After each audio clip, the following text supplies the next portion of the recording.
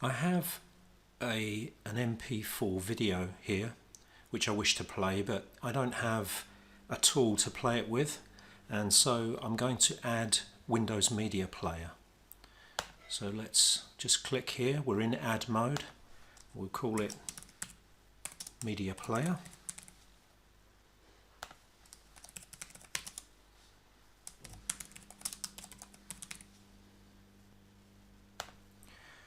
Now we have to browse to the location of the media player, which will be in Program Files 86,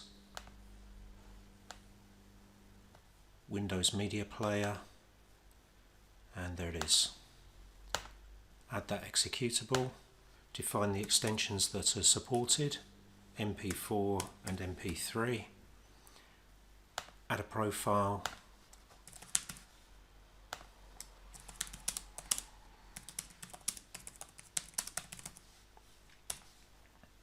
and we just need the %1 argument.